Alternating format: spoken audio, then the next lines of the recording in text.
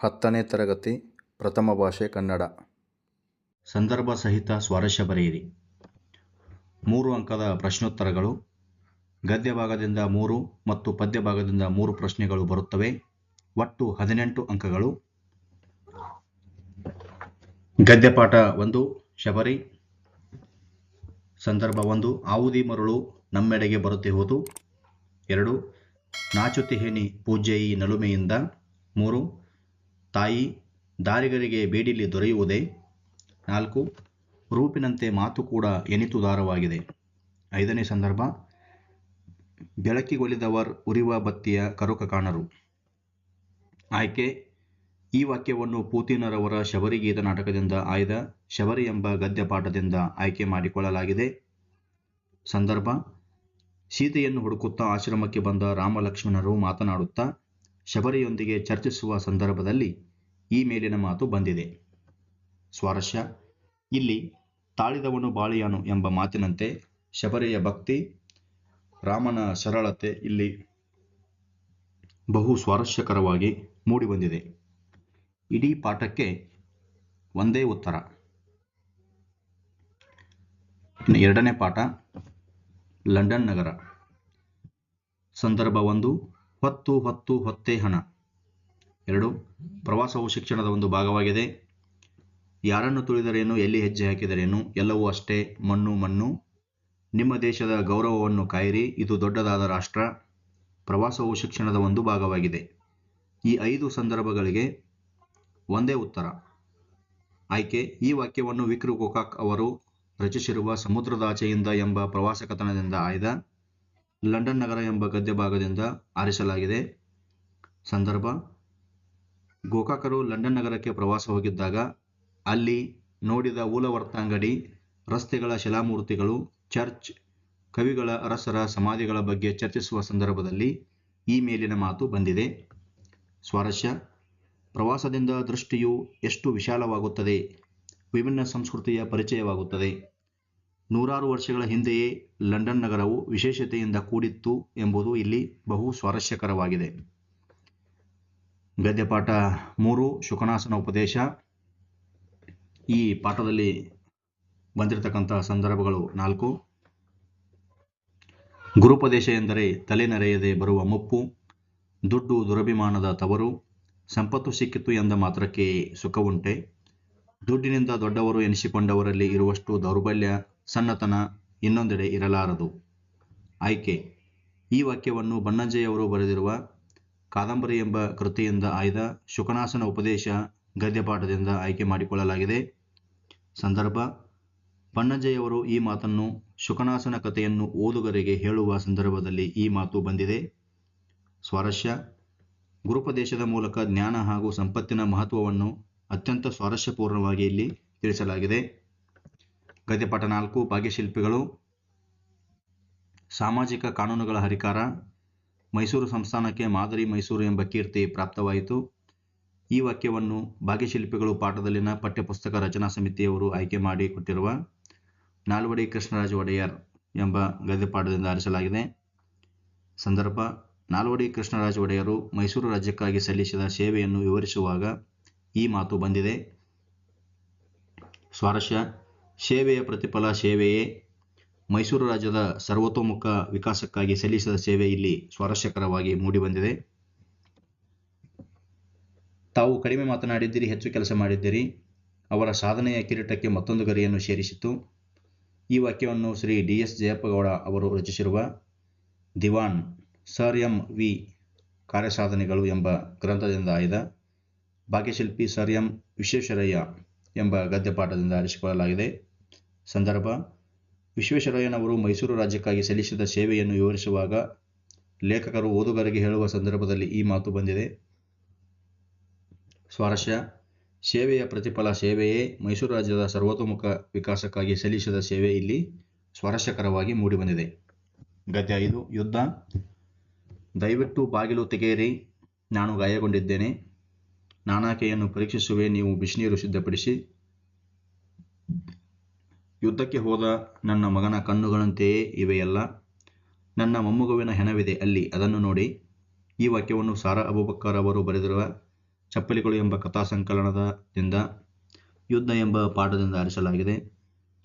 ಸಂದರ್ಭ: ವಿಮಾನ ಸಿಡಿತದಿಂದ ಗಾಯಗೊಂಡ ರಾಹಿಲನು ಶತ್ರು ದೇಶದ ಮುದುಕಿಯ ಮನೆಯಲ್ಲಿ ಆಶ್ರಯ ಪಡೆದು ಮುದುಕಿಯೊಂದಿಗೆ ಸಂವಾದಿಸುವ ಸಂದರ್ಭ. ಸ್ವಾರಸ್ಯ: ಈ ಪಾಠದ ಮೂಲಕ ಯುದ್ಧದ ಭೀಕರತೆಯು ಧರ್ಮ, ಜಾತಿ, ಭಾಷೆಗಳ ಭೇದವಿಲ್ಲದೆ ಹೋರಾಡುವ ಸೈನಿಕರಿಗೂ ಹಾಗೂ ಅವರ ಕುಟುಂಬಕ್ಕೂ ಸಂಕಷ್ಟ ತರುತ್ತದೆ ಎಂಬುದು ಸ್ವಾರಸ್ಯಕರವಾಗಿದೆ. ಗದ್ಯ 6 ಸುಕುಮಾರಸ್ವಾಮಿಯ ಕತೆ. ಋಷಿಯರ ರೂಪಂ ಕಾಣ್ಗುಂ ಅಂದು ಈತನುಂ ತಪಂಬಡುಗುಂ ನಮ್ಮನ್ ಆಳ್ವರುಂ ಒಳರೆ ಎಂದು ವಿಸ್ಮಯಂ ಬಟ್ಟು ಅರ್ಧಹಾರಮಂ ನುಂಗುಗುಂ ಅರ್ಧಹಾರಮನ್ ಉಗುಳ್ಗುಮ್ಮಂ ಅದಂ ನೋಡಿ ಆವಂತಿ ಸುಕುಮಾರನೆಂದು ಹೆಸರನೆಟ್ಟಂ. ಆಯ್ಕೆ: ಈ ವಾಕ್ಯವನ್ನು ಶಿವಕೋಟ್ಯಾಚಾರ್ಯರ ವಡ್ಡಾರಾಧನೆ ಕೃತಿಯ ಸುಕುಮಾರಸ್ವಾಮಿ ಕಥೆ ಪಾಠದಿಂದ ಆರಿಸಿದೆ. ಸಂದರ್ಭ: ಸುಕುಮಾರಸ್ವಾಮಿಯ ವೈಭವದ ಬದುಕು ನೋಡಿ ಮೂಕ ವಿಸ್ಮಿತನಾದ ವೃಷಭಾಂಕನು ಯಶೋಭದ್ರೆಯೊಂದಿಗೆ ಚರ್ಚಿಸುವ ಸಂದರ್ಭ. ಸ್ವಾರಸ್ಯ: ಎಷ್ಟೇ ವೈಭವದಿಂದ ಬದುಕು ನಡೆಸಿದರೂ ಅತಿಥಿ ಸತ್ಕಾರವೇ ಪರಮಭಾಗ್ಯ ಎಂಬುದು ಈ ಪಾಠದಿಂದ ತಿಳಿದುಬರುವ ಮೌಲ್ಯವಾಗಿದೆ. ಗದ್ಯಪಾಠ 7 ವೃಕ್ಷಸಾಕ್ಷಿ. ಪೊನ್ನನೆಲ್ಲಮಂ ನೀನೆ ಕೊಂಡೆ ಈತನ ಮಾತು ಅಶ್ರುತ ಪೂರ್ವಮಂ ನಿನ್ನ ಪಳುವಗೆ ನಮ್ಮ ಕುಲಮನ್ ಎಲ್ಲಮನ್ ಅಳಿವ ಬಗೆ ಪ್ರಕೃತಿ ವಿಕೃತಿಯಾದ ಮನುಷ್ಯನ ಆಯುಷ್ಯಂ ಕುಂದುಗುಂ ಹುಷಿಯದ ಬೇಹಾರಿಯೇ ಇಲ್ಲ. ಈ ಮಾತನ್ನು ಕವಿ ದುರ್ಗಸಿಂಹನು ರಚಿಸಿರುವ ಕರ್ನಾಟಕ ಪಂಚತಂತ್ರ ಕೃತಿಯಿಂದ ಆಯ್ದ ವೃಕ್ಷಸಾಕ್ಷಿ ಎಂಬ ಗದ್ಯಪಾಠದಿಂದ ಆರಿಸಲಾಗಿದೆ. ಸಂದರ್ಭ: ದುಷ್ಟಬುದ್ಧಿಯು ಧರ್ಮಬುದ್ಧಿ ಮೇಲೆ ಕಳ್ಳತನವನ್ನು ಆರೋಪಿಸಿದಾಗ ಈ ಮಾತನ್ನು ಲೇಖಕರು ಓದುಗರಿಗೆ ಈ ಮೇಲಿನಂತೆ ಹೇಳಿದ್ದಾರೆ. ಸ್ವಾರಸ್ಯ: ಮಾಡಿದ್ದುನೋ ಮಾರಾಯ ಎಂಬ ನೀತಿಯಂತೆ ಇನ್ನೊಬ್ಬರಿಗೆ ಮೋಸ ಮಾಡಲು ಹೋಗಿ ತಾನೇ ಹಾಳಾದ ರೀತಿ ನಮ್ಮೆಲ್ಲರಿಗೂ ಒಂದು ಜೀವನದ ಪಾಠವನ್ನು ಇಲ್ಲಿ ಬಹು ಸ್ವಾರಸ್ಯಪೂರ್ಣವಾಗಿ ಹೇಳಿದ್ದಾರೆ. ಪದ್ಯಪಾಠ 8 ಸಂಕಲ್ಪಗೀತೆ. ಪ್ರೀತಿಯ ಹಣತೆ ಹಚ್ಚೋಣ, ಮುಂಗಾರಿನ ಮಳೆಯಾಗೋಣ, ಹೊಸ ಭರವಸೆಗಳ ಕಟ್ಟೋಣ, ಹೊಸ ಎಚ್ಚರದಳು ಬದುಕೋಣ. ಈ ವಾಕ್ಯವನ್ನು ಜಿ.ಎಸ್. ಶಿವರುದ್ರಪ್ಪ ಅವರು ರಚಿಸಿರುವ ಎದೆತುಂಬಿ ಹಾಡಿದೆನು ಕವನ ಸಂಕಲನದಿಂದ ಆಯ್ದ ಸಂಕಲ್ಪಗೀತೆ ಎಂಬ ಪದ್ಯ ಭಾಗದಿಂದ ಆರಿಸಲಾಗಿದೆ. ಸಂದರ್ಭ: ಸಂಕಲ್ಪ ಮತ್ತು ಕಾರ್ಯರೂಪದ ಅಭಿಪ್ರಾಯವನ್ನು ತಿಳಿಸುವ ಸಂದರ್ಭದಲ್ಲಿ ಕವಿಗಳು ಸಹೃದಯರಿಗೆ ಈ ಮೇಲಿನಂತೆ ಹೇಳಿದ್ದಾರೆ. ಸ್ವಾರಸ್ಯ: ಜೀವನದಲ್ಲಿ ಧನಾತ್ಮಕ ಮನೋಭಾವನೆಯ ದೃಢ ಸಂಕಲ್ಪವನ್ನು ಹೊಂದಿರಬೇಕು ಎಂಬುದು ಬಹು ಸ್ವಾರಸ್ಯಕರವಾಗಿ ಮೂಡಿಬಂದಿದೆ. ಹಕ್ಕಿ ಹಾರುತ್ತಿದೆ ನೋಡಿದರ. ರೆಕ್ಕೆಗಳೆರಡು ಪಕ್ಕದಲ್ಲುಂಟು, ಸಾರ್ವಭೌಮರ ನೆತ್ತಿಯ ಕುಕ್ಕಿ, ಬಲ್ಲರು ಯಾರ ಹಾಕಿದ ಹೊಂಚ, ಹೊಸಗಾಲದ ಹಸು ಮಕ್ಕಳ ಹರಸಿ, ಮಂಗಳ ಲೋಕದ ಅಂಗಳಕ್ಕೇರಿ. ಆಯ್ಕೆ: ಈ ವಾಕ್ಯವನ್ನು ದ ರಾ ಬೇಂದ್ರೆ ಅವರು ರಚಿಸಿರುವ ಗರಿ ಎಂಬ ಕವನ ಸಂಕಲನದಿಂದ ಆಯ್ದ ಹಕ್ಕಿ ಹಾರುತ್ತಿದೆ ನೋಡಿದಿರ ಎಂಬ ಪದ್ಯಭಾಗದಿಂದ ಆರಿಸಲಾಗಿದೆ. ಸಂದರ್ಭ: ಕವಿಯು ಕಾಲವನ್ನು ಹಾರುವ ಹಕ್ಕಿಯೊಂದಿಗೆ ಹೋಲಿಸಿ ವಿವರಿಸುವ ಸಂದರ್ಭದಲ್ಲಿ ಕವಿಗಳು ಸಹೃದಯರಿಗೆ ಈ ಮೇಲಿನಂತೆ ಹೇಳಿದ್ದಾರೆ. ಸ್ವಾರಸ್ಯ: ಚಲನಶೀಲತೆ ಜೀವಂತಿಕೆಯ ಗುಣ, ಕಾಲದ ಮಹಿಮೆಯು ಇಲ್ಲಿ ಸ್ವಾರಸ್ಯಕರವಾಗಿ ಮೂಡಿಬಂದಿದೆ. ಪದ್ಯಪಾಠ 10 ಹಲಗಲಿ ಬೇಡರು. ಎಲ್ಲ ಜನರಿಗೆ ಜೋರ ಮಾಡಿ ಕಸಿದುಕೊಳ್ಳಿರಿ ಹತಾರ, ಜೀವ ಸತ್ತು ಹೋಗುವುದು ಗೊತ್ತಾ, ಹೊಡೆದರ ಗುಂಡ ಕರುಣ ಇಲ್ಲದಂಗ, ಕೆಟ್ಟು ವರ್ಣಿಸಿ ಹೇಳಿದೆ ಕಂಡಷ್ಟ. ಆಯ್ಕೆ: ಈ ವಾಕ್ಯವನ್ನು ಡಾಕ್ಟರ್ ಬಿ.ಎಸ್. ಗದಗಿಮಠ್ ಅವರು ಸಂಪಾದಿಸಿರುವ ಕನ್ನಡ ಜನಪದ ಗೀತೆಗಳ ಕೃತಿಯಿಂದ ಆಯ್ದ ಹಲಗಲಿ ಬೇಡರು ಎಂಬ ಲಾವಣಿಯಿಂದ ಆರಿಸಲಾಗಿದೆ. ಸಂದರ್ಭ: ಹಲಗಲಿಯ ಬೇಡರು ತಮ್ಮ ಆಯುಧಗಳನ್ನು ಹಿಂದಿರುಗಿಸದೆ ದಂಗೆ ಎದ್ದ ಸಂದರ್ಭದಲ್ಲಿ ಲಾವಣಿಕಾರ ಸಹೃದಯರಿಗೆ ತಿಳಿಸುವಾಗ ಈ ಮೇಲಿನ ಮಾತು ಬಂದಿದೆ.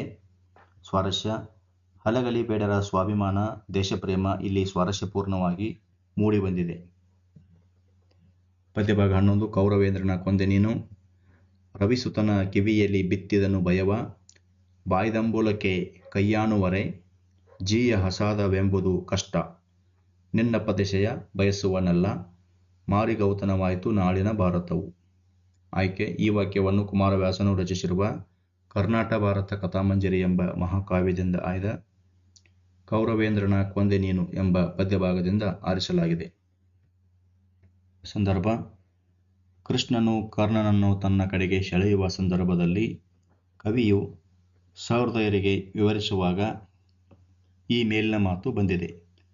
ಸ್ವಾರಸ್ಯ: ಕೃಷ್ಣನ ರಾಜತಂತ್ರ ಮತ್ತು ಕರ್ಣನ ಸ್ವಾಮಿನಿಷ್ಠೆಯನ್ನು ಕಾಣಬಹುದು. ಪದ್ಯಪಾಠ 12. ಹಸುರು. ಹಸುರಾದುದು ಕವಿಯ ಆತ್ಮಂ, ಬೇರೆ ಬಣ್ಣವನ್ನೇ ಕಾಣೆ.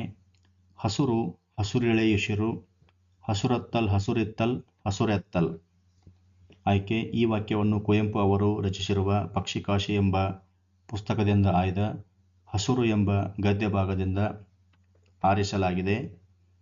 ಸಂದರ್ಭ: ಕವಿಯು ಪ್ರಕೃತಿಯ ಹಸುರನ್ನು ನೋಡಿ ವರ್ಣಿಸುವ ಸಂದರ್ಭದಲ್ಲಿ ಈ ಮಾತು ಬಂದಿದೆ. ಸ್ವಾರಸ್ಯ: ಕವಿಯು ಹಸುರಿನಲ್ಲಿ ತಲ್ಲೀನರಾಗಿರುವುದು ಇಲ್ಲಿ ಸ್ವಾರಸ್ಯಪೂರ್ಣವಾಗಿದೆ. ಚಲಮನೆ ಮೆರೆವೆಂ. ನೆಲಕಿರಿವೆನೆಂದು ಬಗೆದಿರೆ ಚಲಕಿರಿವೆಂ. ಸಮರದೋಳ್ ಎನಗಜ್ಜ ಪೇಳಿಂ ಆವುದು ಕಜ್ಜಂ. ಪಾಂಡವರೋಳಿರಿದು ಚಲಮನೆ ಮೆರೆವೆಂ. ಮೇನಾಯ್ತು ಕೌರವಂಗೆ ಅವನಿ ತಳಂ. ಆಯ್ಕೆ: ಈ ವಾಕ್ಯವನ್ನು ಮಹಾಕವಿ ರನ್ನನು ರಚಿಸಿರುವ ಸಾಹಸ ಭೀಮ ವಿಜಯಂ ಕೃತಿಯಿಂದ ಆಯ್ದ ಚಲಮನೆ ಮೆರೆವೆಂ ಎಂಬ ಪದ್ಯ ಭಾಗದಿಂದ ಆರಿಸಲಾಗಿದೆ. ಸಂದರ್ಭ: ದುರ್ಯೋಧನನು ರಣರಂಗದಲ್ಲಿ ಭೀಷ್ಮನನ್ನು ಭೇಟಿ ಮಾಡಿದ ಸಂದರ್ಭದಲ್ಲಿ ಈ ಮಾತು ಬಂದಿದೆ. ಸ್ವಾರಸ್ಯ: ದುರ್ಯೋಧನನ ವೀರತನ ಹಾಗೂ ಛಲದ ಗುಣವನ್ನು ಈ ವಾಕ್ಯವು ಅಭಿವ್ಯಕ್ತಪಡಿಸುತ್ತದೆ. ವೀರಲವ. ರಘುದ್ವಹನ ಸ್ವಲ್ಗೇಳಿ ನಮಿಸಲ್, ತನ್ನ ಮಾತೆಯಂ ಸರ್ವಜನಮುಂ ಬಂಜೆಯನ್ನದಿರ್ತಪುದೆ, ಅರಸುಗಳ ವಾಜಿಯಂ ಬಿಡು, ಜಾನಕಿಯ ಮಗನೆದಕ್ಕೆ ಬೆದರುವನೆ. ಆಯ್ಕೆ: ಈ ವಾಕ್ಯವನ್ನು ಕವಿ ಲಕ್ಷ್ಮೀಶನು ರಚಿಸಿರುವ ಜೈಮಿನಿ ಭಾರತ ಮಹಾಕಾವ್ಯದಿಂದ ಆಯ್ದ ವೀರಲವ ಎಂಬ ಪದ್ಯ ಭಾಗದಿಂದ ಆರಿಸಲಾಗಿದೆ. ಸಂದರ್ಭ: ಲವನು ಕುದುರೆಯನ್ನು ಕಟ್ಟಿಹಾಕಿದ ಸಂದರ್ಭವನ್ನು ವರ್ಣಿಸುವಾಗ ಕವಿ ಓದುಗರಿಗೆ ಈ ಮೇಲಿನಂತೆ ಹೇಳಿದ್ದಾನೆ. ಸ್ವಾರಸ್ಯ: ಚಿಕ್ಕ ಹುಡುಗನಾದರೂ ಲವನ ಸಾಹಸ ಹಾಗೂ ವೀರಗುಣ ಇಲ್ಲಿ ಸ್ವಾರಸ್ಯಕರವಾಗಿದೆ. ಕೆಮ್ಮನೆ ಮೀಸೆ ಒತ್ತೆನೆ. ಈಗಳೊಂದ್ ಅಡಕೆಯುಂ ಇಲ್ಲ ಕೈಯೊಳ್, ವಿದ್ಯಾಧನಮೇ ಧನಮಪ್ಪುದು, ಒಡವೆಯನ್ ಅರ್ತಿಗೆತ್ತೇನ್ ಅವನಿ ತಳಮಂ ಗುರುಗಿತ್ತೇನ್.